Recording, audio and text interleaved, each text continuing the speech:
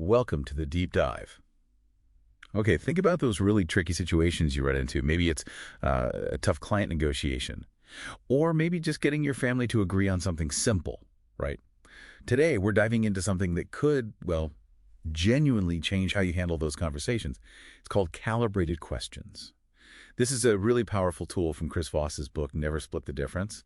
It's all about shifting outcomes just by changing how you ask questions.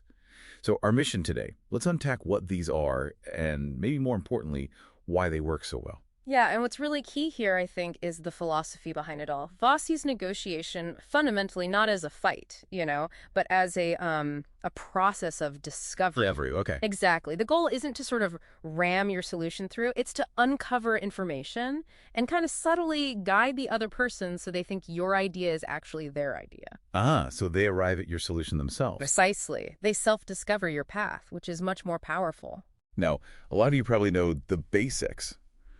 These are open-ended questions, usually starting with what or how. Voss talks about them a lot. Yeah. But the real magic seems to be in how you use them, how you layer them in. They keep the chat flowing, get the other person talking more, and all the while, you're gently steering things. And the other person, they feel heard, they feel like they're in control. Illusion of control is so important. Right. It gives you the actual influence. And psychologically, it's smart because asking them questions like what makes that important to you, it just lowers their guard. It signals you're actually listening, you're curious, builds trust. But maybe the most powerful bit is how it shifts the problem-solving work onto them. Yeah, you're not telling them what to do. No, you're inviting them. Yeah. How can we solve this? It kind of forces them to think it through, which takes a bit of humility from you too, as the asker. And the rule of thumb is sticking to what and how. Right. Generally avoiding why. Generally, yes. Why can make people defensive, trigger that fight or flight thing. Like, why did you do that? Yeah. Sounds accusatory. But there's an exception. Voss mentions using why sometimes. Right. Strategically, for what he calls proof of life. Like asking, why is doing this now so critical? It's not an attack. It's digging for their real motivation, their commitment. Okay, so it's about understanding their deeper drivers. That connects to what he calls tactical empathy, doesn't it? Exactly. It's about understanding their perspective deeply, even if you don't agree with it. And that famous question, how am I supposed to do that, delivered calmly, with genuine curiosity, it's incredibly effective. How so? Well, it makes them stop and think about the practical side of their request. They might explain more, maybe adjust what they're asking for, or even start brainstorming solutions with you. They have to confront the reality of it. That makes sense. And you mentioned these aren't just standalone tricks. They need to work with other skills. Oh, absolutely. Active listening is the bedrock. You can't ask a good calibrated question if you haven't really heard what's going on underneath. So listening helps you figure out which calibrated question to ask. Yes. And you can pair them beautifully with labeling. Saying something like, it sounds like you're worried about the timeline. Acknowledging their feeling first. Right. Then you follow up with, how might we build in some checkpoints to address that? It paves the way for them to feel understood, which is when you get that that's right moment. And that breakthrough signal. Exactly. That's when you know you've connected. And this isn't just for, big corporate deals, is it? Not at all. Think about everyday situations. Team management, family discussions. Instead of, why didn't you hit your target? Maybe try, how do you see us tackling these production issues together? It changes the whole dynamic. It makes it collaborative. It really does. It fosters a culture where people feel involved in finding solutions rather than just being told what's wrong. It shifts responsibility in a positive way. Okay, so wrapping up our deep dive here, we've looked at calibrated questions. These powerful what and how tools driven by tactical empathy. And this core idea that negotiation, or really any difficult conversation, is about discovery. Yeah, and it's crucial to remember it takes practice. Like Chris Voss says, when the pressure is on, you don't rise to the occasion, you fall to your highest level of preparation. Good quote. It means you need to internalize these tools, make them second nature so they're just there when you need them. So here's something to think about. How might shifting to this discovery mindset, using these kinds of questions, change your next challenging conversation?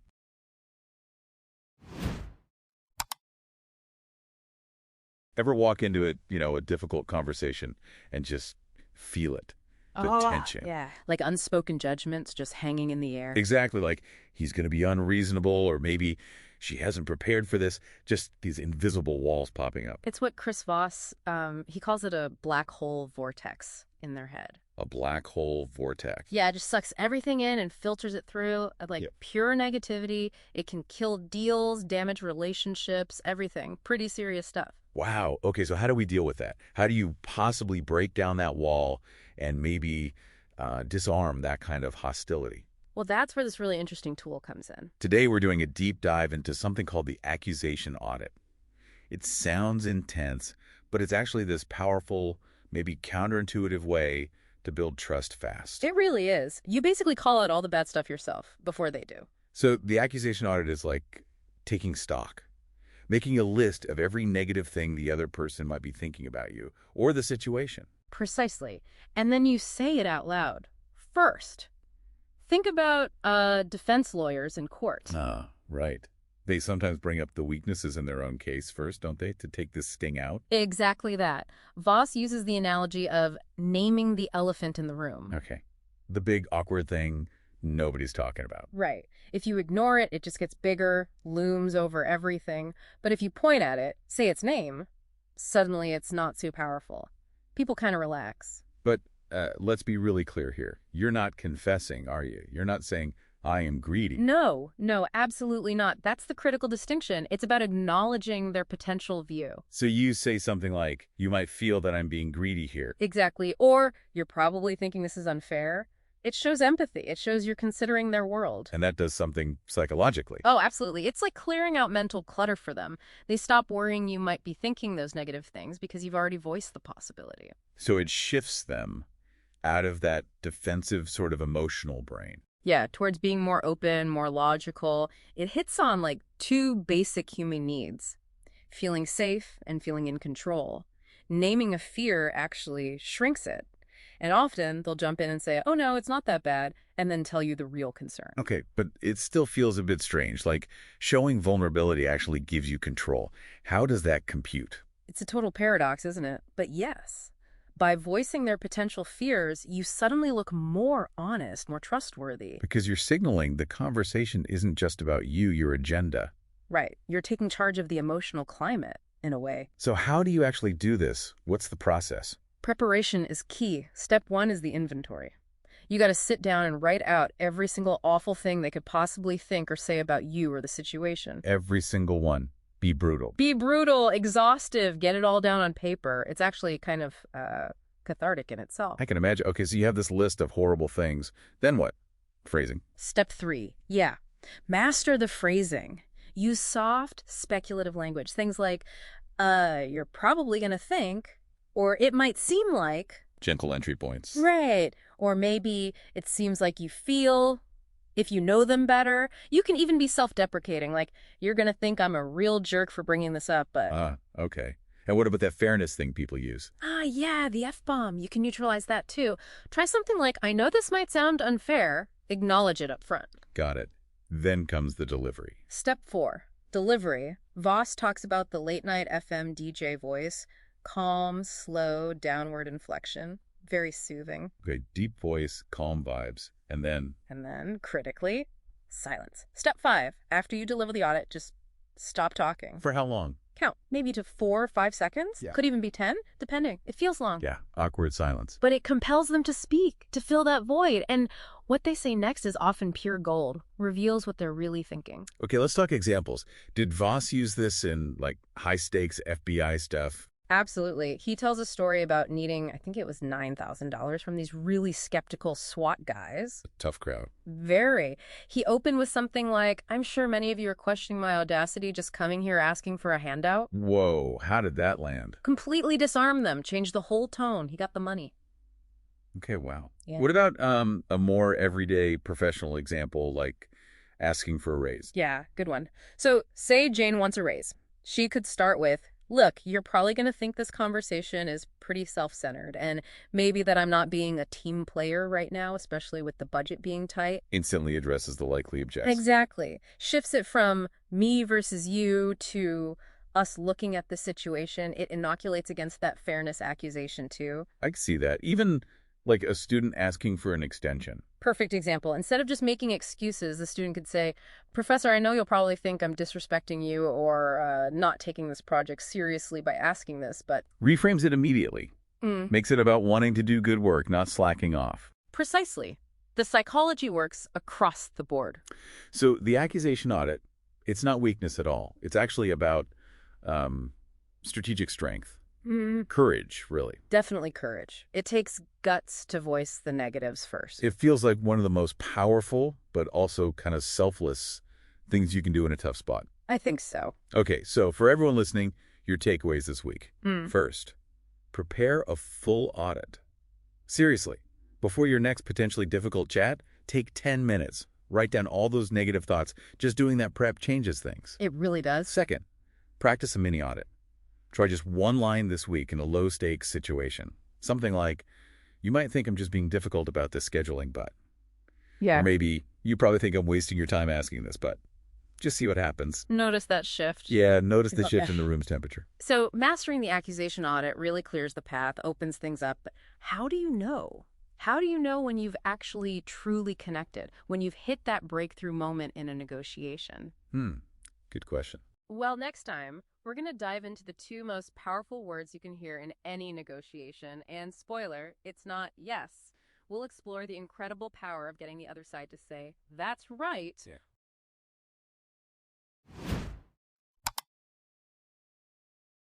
Okay, so we're often taught, in any important talk, go for yes, get them nodding. But as our sources point out, that's often, it's kind of a trap, isn't it? People are just so guarded against yes these days, especially how it's used in sales pitches.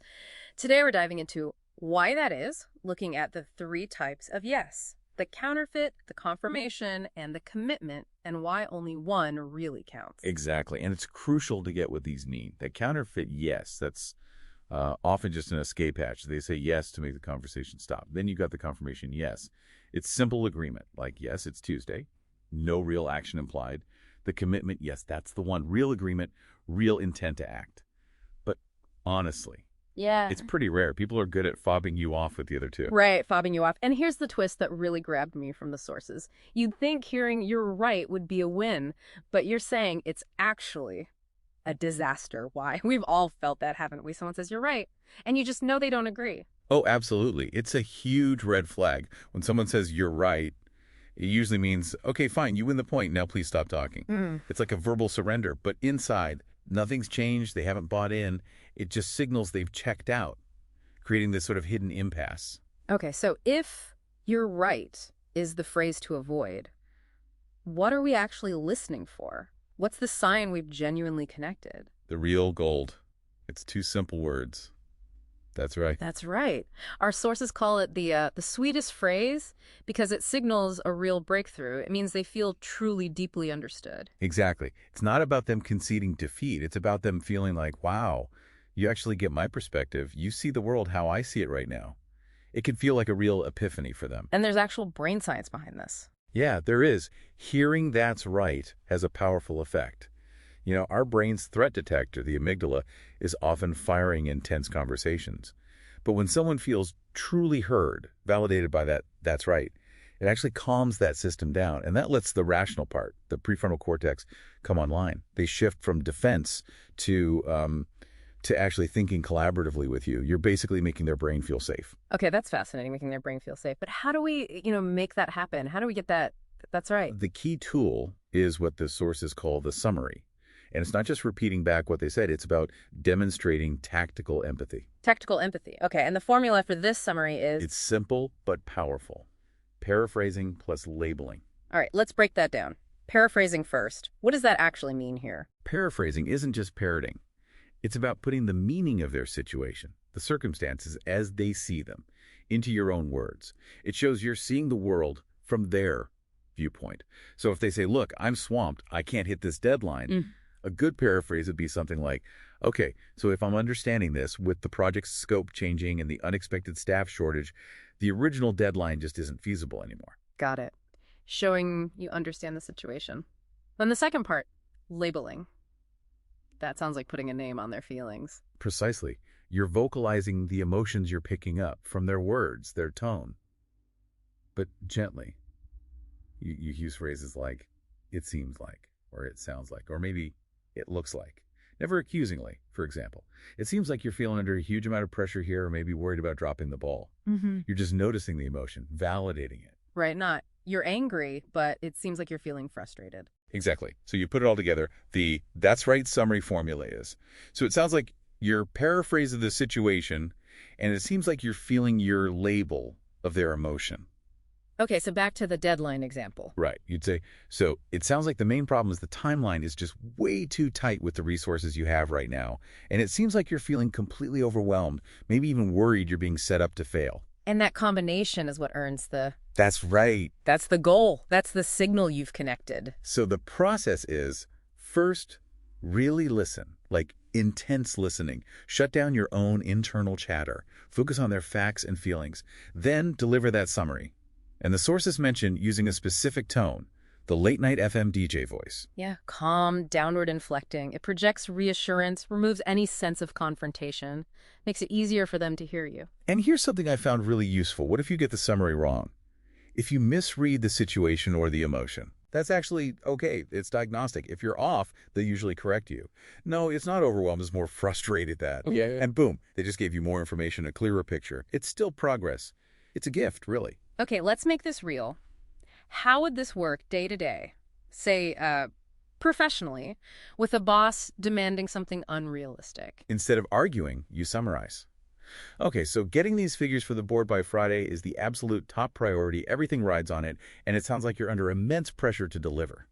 Wait for the, that's right, then talk solutions. And personally, maybe a disagreement about, say, buying a car? Yeah, maybe one person wants the pricier, safer muscle. Instead of fighting about cost, try. It sounds like the big concern isn't just the features, but you're worried the cheaper option isn't safe enough for us, and it seems like that's causing a lot of anxiety. That's right there, shifts it to shared values. And with the client objection like, your price is too high. Same idea. It sounds like you're working within a really strict budget on this project, and it seems like you're concerned this quote might put your department in a tough spot financially. Again, that's right, opens the door beyond just haggling. So it really comes down to this. True influence isn't about forcing a yes. It's about earning that moment of profound understanding signaled by, that's right. Absolutely. It's about showing you see their world accurately. Okay, let's give our listeners something concrete to try. 2 things. First, practice active summarization. Next time you're in an important conversation, just focus on listening to build that summary. Try the formula. So it sounds like paraphrase and it seems like you're feeling ladle. Just try it. Second, become a that's right detective this week. Really tune your ears. Listen for you're right versus that's right in conversations around you at work, at home, on TV. Notice what happens right after each phrase. How does the energy change? Great takeaways. And a final thought to leave you with. What hidden truths, what surprising perspectives might you uncover just by listening for those 2 golden words? Join us next time when we'll tackle the Ackerman bargaining model, a really structured way to handle offers and counteroffers effectively.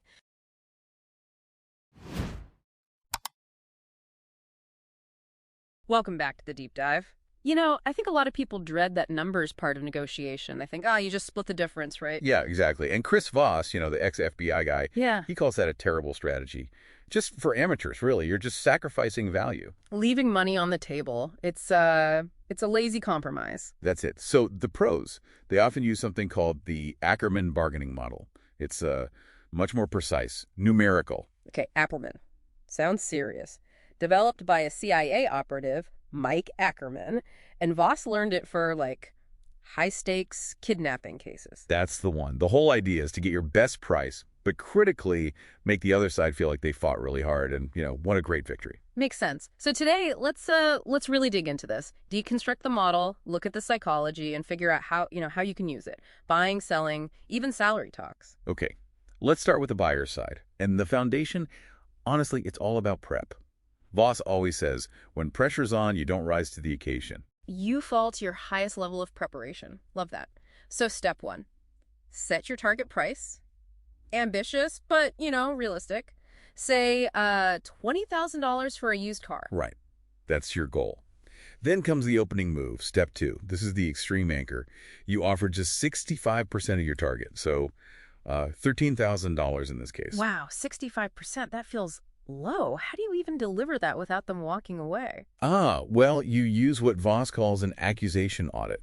You sort of soften the blow by acknowledging their reaction before you even give the number. You see, you'd say something like, look, I'm going to give you a price, but honestly, you're probably not going to like it. I'm almost scared to say it. Exactly like that. It prepares them psychologically, anchors them way down low. Okay. So you've dropped the anchor. Then what? They counter, presumably much higher. Of course, and Ackerman plans for this. You prepare for up to 3 counteroffers, basically 3 raises from your side. But here's the trick. Each raise is half the size of the one before it. Half the size. Okay, walk me through that with the $20 K target. You started at 13-day, 65%. Right. So your first raise might go to 85% of your target. That's $17,000. A big jump. Okay, $4,000 jump. Then the next. Next raise, if needed, goes to 95% of target. $19,000. See? That's only a $2,000 jump, half the previous one. I see the pattern. Diminishing returns. And the final one. Your final offer hits your target. 100%, so $20,000, but that's only a $1,000 jump. Tiny compared to the first. And crucially, between these offers, you're not just sitting there. No, absolutely not. You're using all those other tools, tactical empathy, labeling their feelings. It sounds like that's still tough for you. Asking those calibrated how questions. Like, how am I supposed to do that? Get them to explain their side, maybe reveal some flexibility. Precisely. Keep the conversation going, make them work for it. Okay, so we've reached the potential final offer, the 100% mark. Is that it? Almost. 2 more little twists. First, make that final offer a really precise, non-round number. Not $20,000, but maybe $19,873. $19,873. Why the odd number? It sounds calculated, like you've run the numbers, hit your absolute spreadsheet limit. It feels firm, final. Less room to argue. Clever. And the second twist? You throw in a non-monetary item. Something that doesn't cost you much, maybe. Like, okay, $19,873, and you got to include those custom floor mats. The kicker. What does that do? It signals you are completely, utterly tapped out on cash. It reinforces their feeling that they've squeezed every last drop out of you, gives them that final win. So let's talk psychology. Why does this whole dance work so well? That extreme anchor, the 65%, that's pretty aggressive. It is. It's almost like a mild slap in the face. Right. It triggers a small flight or fight reaction and dramatically pulls the perceived bargaining zone way down. And then as things go on, loss aversion kicks in. Definitely. They've invested time, emotional energy. Walking away means losing all that progress, which, feels bad. So they're more inclined to find a way to make the deal work. And the concessions. Yeah. The shrinking raises. That's key, right? Oh, absolutely. It taps into reciprocity. You give something, they feel they should too. But the decreasing size is the genius part. It sends this powerful subconscious signal. What signal is that? That they're pushing you to your absolute limit, that you're running out of room. They feel like they're controlling the squeeze, extracting concessions. It boosts their ego. They feel like they fought hard and won, even though you might land right on your original target price. Exactly. They feel victorious because the process felt like a victory for them. Okay, this makes sense for buying. Does it work in reverse if you're selling? Sure does. Same logic, just flipped. Your first offer, your anchor, is high. Maybe 135% of your target price. Some even say go up to 165%. Whoa. Okay, 135%. Then you make decreasing concessions down to, say, 115%, then 105%. And finally, you land at your 100% target price. Again, using a precise number and throwing in a small non-monetary item to seal it. Same psychology. What about salary negotiation? That feels different. It's not just a one-off price. It is different, yeah. But the principles apply. You can use Ackerman for the number itself, but often it's better to expand the pie. Pivot away from just the salary figure if you hit a roadblock. How do you mean? Use calibrated questions. Like, okay, let's put salary aside for just a moment. What other things would make this a really great overall package for you? So you shift the focus. Look for value beyond the base pay. Exactly. Maybe it's more vacation days, maybe flexible hours or remote work, a better title, getting assigned to a high-profile project, maybe a budget for professional development, or even an accelerated performance review schedule. Right. Things that might not cost the company much cash directly, but hold real value for you. Creates new ways to reach an agreement. Creates value out of thin air, potentially. So what if you suspect someone is using this Ackerman model on you? How do you defend against it? Good question. First, just recognizing the pattern is huge. That extreme anchor followed by big then smaller concessions, that's a telltale sign. Okay, so spot the pattern. Then what? Don't panic. Don't get rattled. Stick to your preparation. Yeah. Know your target price. Know your market research. Don't let their crazy anchor pull you off course. So deflect their anchor and try to re-anchor yourself. Yes. You can gently ignore their number and state your own based on your research. Or, hey, use their own tools against them. Ask, how am I supposed to accept that? Or even label the tactic. That seems like a pretty extreme starting point. Use the Voss toolkit defensively. And always, always remember your BATNA, right? Your best alternative to a negotiated agreement. Absolutely fundamental. Yeah. Sometimes the best deal is no deal. Walking away has to be an option if the terms aren't right. No deal is better than a bad deal. Always. Okay, so wrapping this up, this deep dive has really unpacked the Ackerman model. It's clearly a pretty sophisticated system for that bargaining phase. Yeah, it's built on that foundation of tactical empathy, rapport, gathering info. But it gives you a clear numerical plan for the actual haggling part. Helping you get what you want, but in a way that, surprisingly, leaves the other side feeling pretty good about it, feeling like they won. That's the art of it. So for everyone listening, a few actionable takeaways. First, before your next negotiation involving price, actually do the math. Write down your Ackerman numbers. Buyer, 65, 85, 95, 100%. Seller, 135, 115, 105, 100. Have those numbers ready. Second, practice using precision. Get comfortable offering, say, $48.50 instead of just $50, or $1,978 instead of $2,000. That final odd number makes it feel calculated, final. And third, identify that non-monetary kicker beforehand. Brainstorm something low cost for you, high value for them, that you can throw in with your final offer. Seals the deal, signals you're tapped out, makes them feel they got something extra. Right. You master these steps, integrate them into your negotiation. You're not just going to get better deals. You might actually build better relationships because the other side feels respected and successful in the interaction you carefully engineered.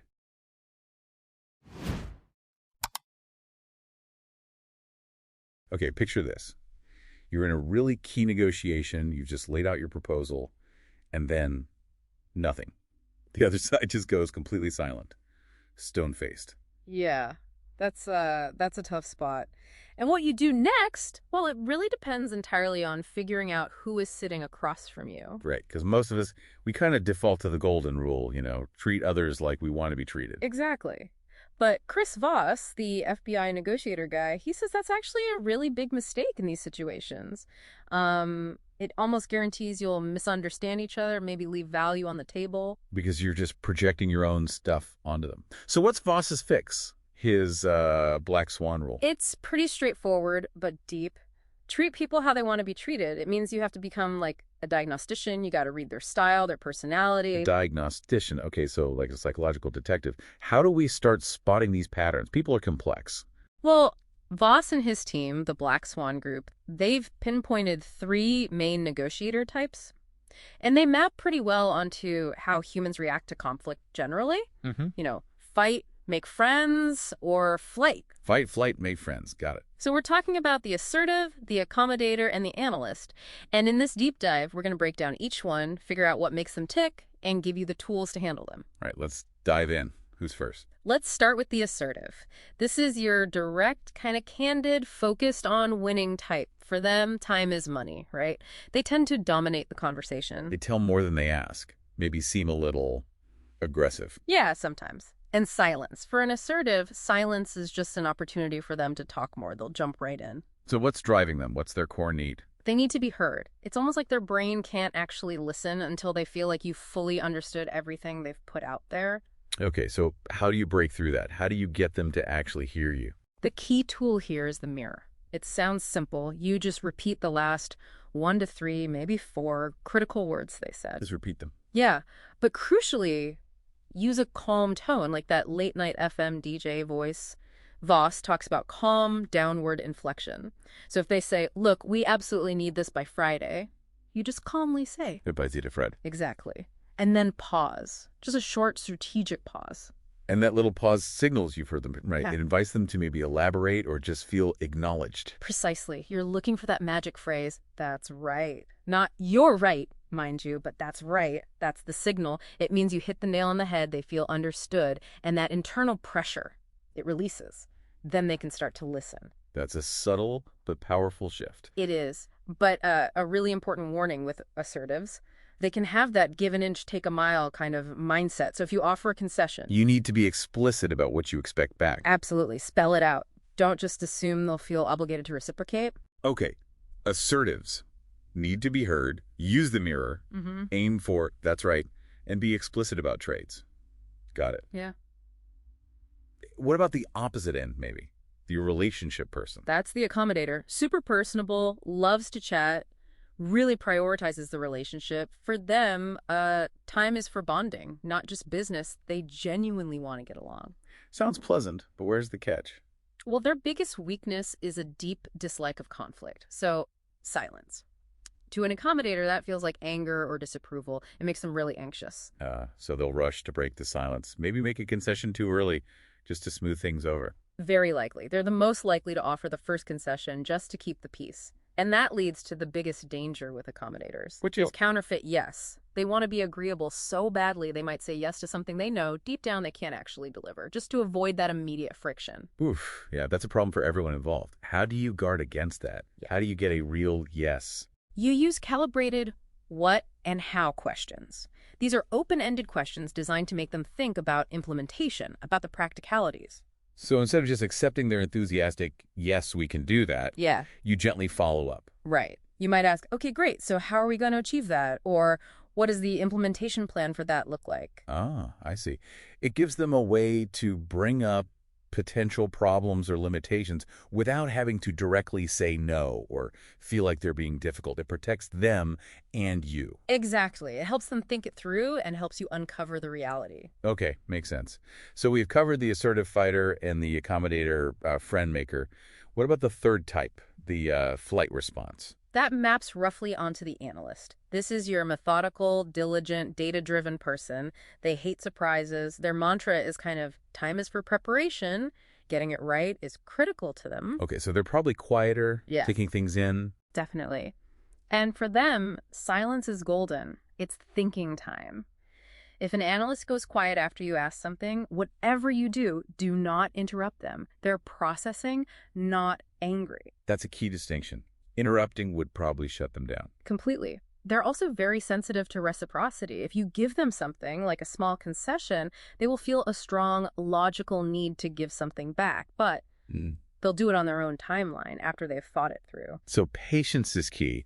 What tools work best here? You can't really mirror silence. Right. With analysts, you lean into labels and data. You use labels to acknowledge their process. So instead of what are you thinking, which might feel intrusive, you could see something like, it seems like you're carefully considering the figures. That shows you understand their need to analyze and data. Crucial. Come prepared with your facts, your figures, your evidence, appeal to their logic. If you need to disagree, use data comparisons, not just your opinion. And honestly, sometimes the most powerful thing you can do with an analyst is nothing. Just let them have the silence they need. Exactly. Diagnosing them correctly and then consciously allowing that silence, respecting their need to think, that builds huge trust. It shows you get them. Wow. Okay, so 3 distinct styles. Assertive, accommodator, analyst.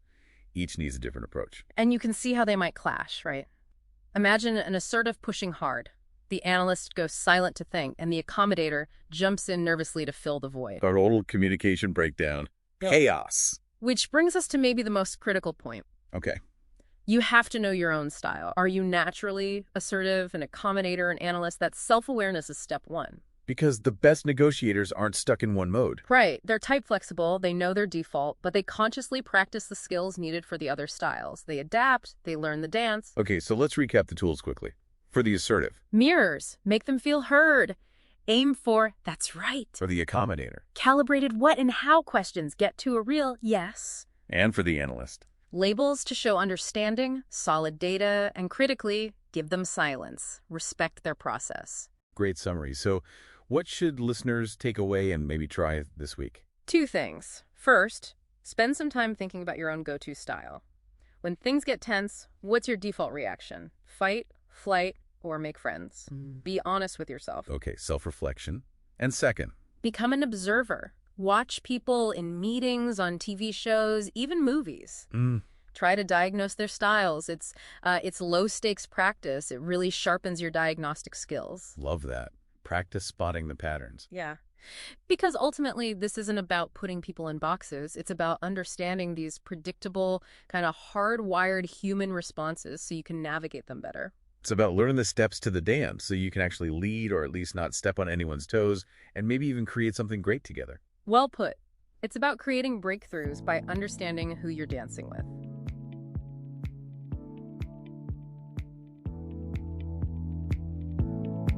That's all for this episode of the Deep Dive Cast. Thanks for joining us. We hope you gained some valuable insights. Be sure to tune in next time for another deep dive into the world's best ideas. Until then, keep learning and growing.